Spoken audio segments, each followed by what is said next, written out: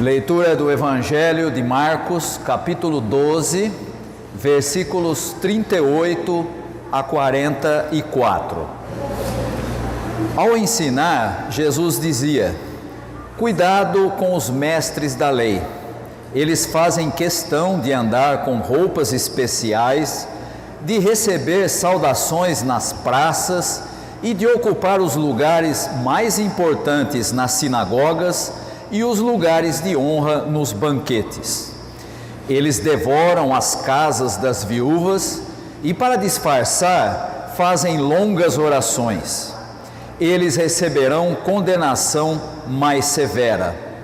Jesus sentou-se em frente do lugar onde eram colocadas as contribuições e observava a multidão colocando dinheiro nas caixas de ofertas. Muitos ricos lançavam ali grandes quantias. Então uma viúva pobre chegou-se e colocou 2 pequeninas moedas de cobre de muito pouco valor. Chamando a si os seus discípulos, Jesus declarou: afirmo-lhes que esta viúva pobre colocou na caixa de ofertas mais do que todos os outros.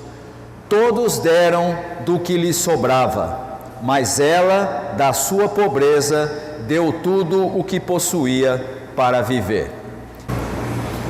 Os evangelhos trazem, em algumas ocasiões, a maneira como Jesus se relacionou com os chamados grupos religiosos de sua época. Na grande maioria das ocasiões em que o Evangelho narra o encontro de Jesus com pessoas religiosas, fariseus, saduceus, mestres da lei e coisas do tipo, sempre há a presença da intenção desses grupos religiosos de desacreditar Jesus.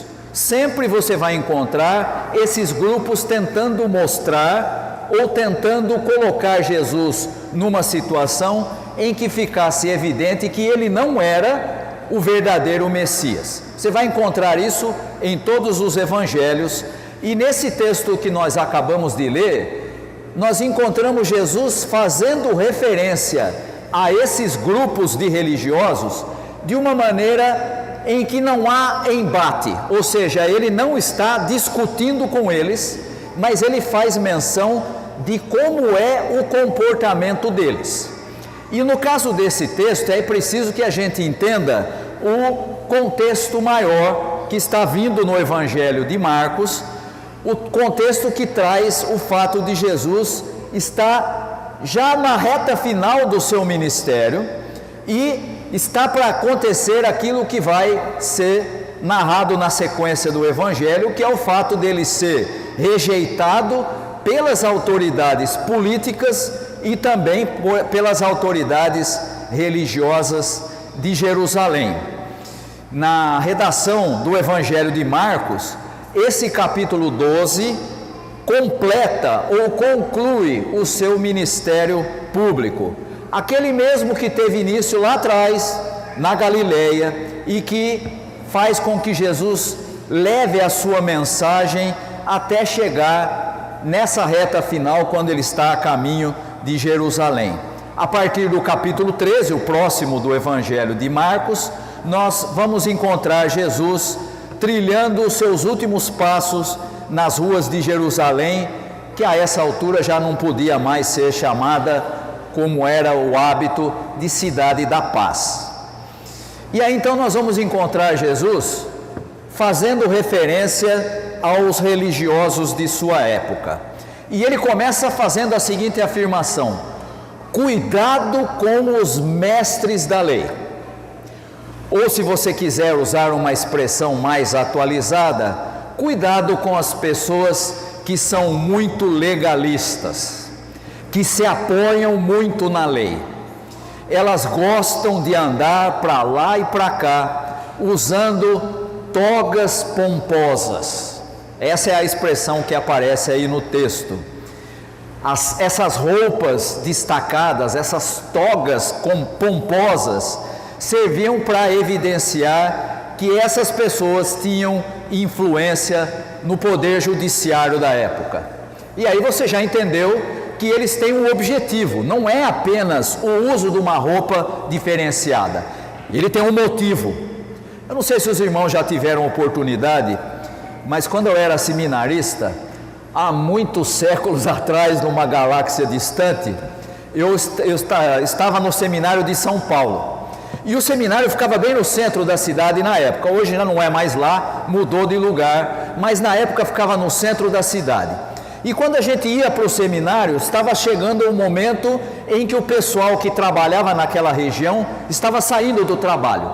E você encontrava andando pelas ruas pessoas novas, pessoas já adultas, mas também pessoas já idosas, andando em terno e gravata. E eu olhava para aquelas pessoas andando e eu pensava, onde será que ele trabalha? Será que ele é um executivo? Será que ele é o gerente do banco? E aí quando você olhava aqueles mais jovens, você pensava, esse aí não é o gerente não, esse aí deve ser um contínuo, né? Alguém que trabalha ali no banco, mas o banco exige que ele se traje de terno e gravata. Era mais ou menos isso que esses religiosos faziam, colocando togas pomposas e andando pelas ruas para dizer, eu não sou igual a vocês.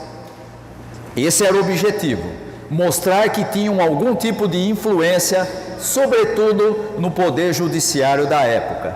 Mas Jesus continua e diz que também eles gostavam de ser cumprimentados com espalhafato nas praças. Não era só vestir a roupa, mas eles esperavam ser cumprimentados de uma maneira diferenciada. E isso também tinha um objetivo, era para demonstrar que eles eram influentes na esfera política e econômica em Israel. E quando eu vi essa afirmação, estudando esse texto, logo me veio à mente o que a gente vê hoje em dia. Você sabia que tem gente hoje nas igrejas que também acha que tem poder político, que tem influência política sobre os outros, que pode até determinar em quem as pessoas devem votar? Quais são os candidatos que as pessoas devem escolher porque ele acha que são os melhores? O que nós vemos hoje é uma repetição do que acontecia aqui com aqueles que Jesus chama de legalistas, que gostavam de ser cumprimentados com espalhafato nas praças para demonstrar que tinham influência política. Qualquer semelhança com o que a gente vê hoje não é mera coincidência. Mas eles também, diz Jesus, preferem se sentar nos primeiros bancos nas sinagogas, que eram as igrejas da época, obviamente, do judaísmo, para dar uma aparência de autoridade religiosa. E mais, gostavam dos lugares destacados nos banquetes, que era a forma de você dizer na época que você, no meio social, era alguém de importância, né? Se fosse hoje, a gente diria que ele gostaria de sair nas colunas sociais para aparecer como alguém de grande importância. E aí você olha para tudo isso e pensa o seguinte: por que Jesus está criticando esse tipo de atitude dos religiosos de sua época? Não é natural que as pessoas sejam valorizadas pela posição que ocupam? E Jesus então vai dizer: pois é, essas atitudes escondem algo muito pior, porque só a atitude de se julgar bom e ser valorizado na sociedade pode até ser aceitável, embora não seja assim no reino de Deus, mas na sociedade até que pode passar. Mas isso escondia outro tipo de atitude, e aí nós vemos como Jesus, como o verdadeiro Messias, demonstra o que ia no coração e na intenção daqueles religiosos.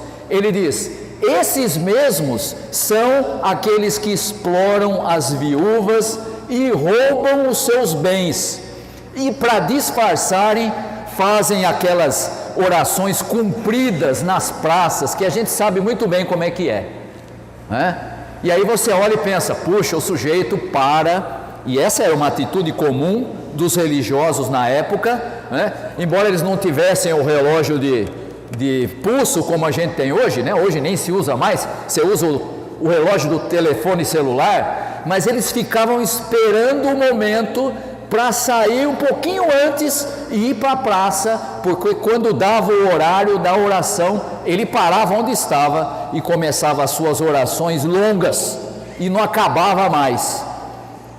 Já viu gente assim? Conhece gente que faz isso ou não? Hoje em dia não se usa mais essa liturgia das horas, né, de você ter que parar naquele momento para a oração, mas na época era assim que funcionava, né? Não sei se vocês já tiveram oportunidade. Quando eu era garoto, tinha um membro da igreja que de vez em quando o pastor pedia para ele fazer a oração, e quando a gente ouvia ele falar, eu falava, ai meu Deus. E ele levantava, e a oração, quando era curta, era 6, 7 minutos. Criança, você imagina, você já está cansado no segundo minuto, imagina 6, 7 minutos, e não acabava mais. Era exatamente isso que esses religiosos faziam. Eles faziam orações compridas para esconder que exploravam as viúvas e roubavam os seus bens. E aí você pode pensar assim, mas como é que Jesus sabia disso? E logo na sequência nós vamos encontrar Jesus sentado no pátio do templo, junto do gasofilácio, que era um tipo de caixa em forma de trombeta, que era colocada em torno das paredes do pátio das mulheres, e era onde o povo colocava as suas contribuições e os seus impostos. E aí nós vamos encontrar Jesus dizendo que muitos ricos depositavam grandes quantias, mas aparece nesse mesmo cenário uma viúva pobre com 2 moedinhas de pouco valor. Se a gente fosse transportar para os nossos dias, seria como a gente falar em 2 centavos, acho que nem tem mais moeda de centavo, né? Quando você vai no supermercado e dá um total de 95, ele não te dá troco, nem tem moeda mais de 5 centavos, né? Ele já arredonda para cima, não é? Pois é, aqui eram algo como 2 centavos, ou seja, não tinha valor nenhum. E essa viúva pobre depositou essas 2 moedinhas, esses 2 centavos no gasofilácio. E aí você vai olhar para a atitude de Jesus e pode se lembrar que em outro texto imediatamente anterior, ele tinha dito que os últimos serão os primeiros, e que no reino de Deus, os menores é que são os maiores. Os senhores são os que servem. E aí começa a entender por que Jesus faz referência nesse texto àquela viúva pobre. Os únicos verdadeiros ricos, verdadeiramente ricos, são os pobres. Jesus já tinha ensinado antes. E é por isso que você vai encontrar nos evangelhos Jesus exaltando as crianças, as mulheres, os mendigos, os marginalizados, aqueles que a sociedade, essa mesma que esses religiosos queriam agradar, colocavam como se fosse gente sem importância. Jesus disse, esses são importantes. E aí no episódio do gasofilácio, Jesus contrapõe 2 tipos de pessoas, os escribas ricos e as viúvas pobres. E aqui nós vamos entender por que Jesus disse que eles eram ladrões. Sob a alegação de que as viúvas não eram reconhecidas como legalmente capazes, isso fazia parte da lei em Israel, para gerir a sua própria finança e as propriedades que tinham sido herdadas do falecido marido, e principalmente porque era natural acontecer do marido morrer e os filhos ainda serem incapazes por serem pequenos, esses religiosos se apresentavam como advogados de ocasião, ou seja, eles se voluntariavam a tomar conta dessas contas das viúvas, obviamente cobrando uma modesta taxa de administração. E era assim que as viúvas e os órfãos eram enquadrados em Israel nos substratos mais sofridos, explorados e miseráveis da sociedade. E além de tudo, além de serem roubadas por esses religiosos, também tinham que continuar dando o imposto, que é por isso que nós encontramos essa mulher pobre dando o que sobrou. E você viu aí que não sobrou muito. Aliás, não sobrou quase nada.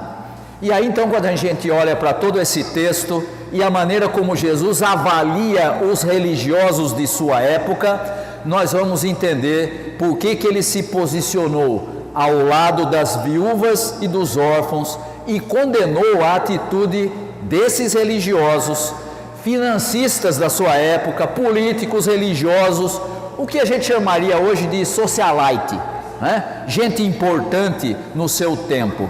Jesus, nesse texto, denuncia o sistema religioso que se aproveita dos mais humildes. Você acabou de ouvir a expressão que eu usei? Jesus denuncia o sistema religioso que se aproveita dos mais humildes. Reconhece algum padrão semelhante na atualidade? Já viu coisa semelhante no nosso tempo? Já viu como as coisas funcionam religiosamente no nosso tempo?